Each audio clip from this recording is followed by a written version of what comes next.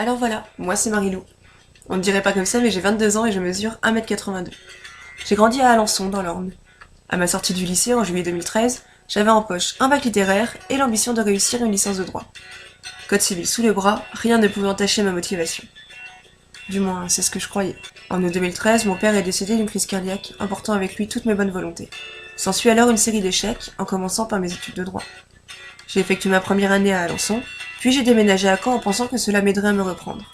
Malgré le fait que je me sois accrochée, au bout du troisième échec de ma première année, il a bien fallu que je me fasse à l'idée que la fac, ce n'était pas vraiment fait pour moi. En parallèle de mes études, j'ai passé mon permis. Enfin passé, j'ai plutôt essayé. Une première fois, une seconde, bref, je l'ai raté 5 fois. Après avoir stagné pendant 3 ans, j'ai compris qu'il me fallait un changement radical. J'ai fait une pause dans mes études pour travailler 1 mois dans un supermarché, puis 2 mois sur les successions au sein de la Caisse d'épargne. J'ai également eu l'opportunité de faire du bénévolat aux éclaireurs et éclaireuses de France, ce qui m'a permis de faire des animations dans les écoles primaires avec des enfants de 5 à 9 ans. Ma rencontre avec la représentante du Génépi en septembre 2015 a été comme un déclic pour moi.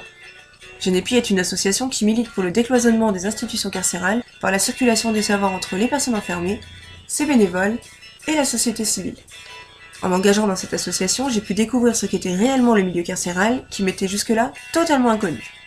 J'ai d'ailleurs pris beaucoup de plaisir durant cette année et me suis vraiment dévouée corps et âme pour réaliser un maximum d'interventions en détention. Grâce à Génépi, j'ai retrouvé de la motivation et l'envie de me consacrer à une cause. J'ai donc commencé mes recherches du service civique avec la précieuse aide du CRIJ.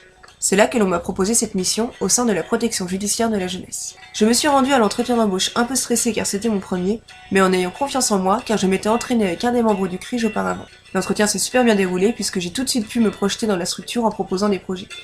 À peine 2 heures après mon entretien, j'ai reçu un appel téléphonique de la direction territoriale de la PJJ m'informant que j'étais engagée en tant que service civique à l'EPE de Caen pour une durée de 8 mois. Cette mission m'a complètement éclairée sur un métier qui désormais me passionne, éducateur à la PJJ. Le contact avec les jeunes s'est fait naturellement et au foyer je me sens vraiment dans mon élément. C'est là que l'Institut de l'engagement entre en scène. J'ai besoin d'avant tout d'une aide pour entrer en formation afin d'obtenir un niveau Bac+2, mais je ressens également la nécessité d'être soutenue et encadrée afin de pouvoir éviter de reproduire les mêmes erreurs que par le passé.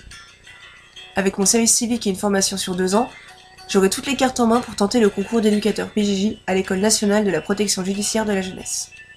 J'espère vous avoir convaincu, en tout cas une chose est sûre, je peux vous assurer que je suivrai vos conseils et resterai surmotivée tout au long du travail que l'on s'apprête à faire ensemble. Merci beaucoup de m'avoir écouté et je vous dis à bientôt.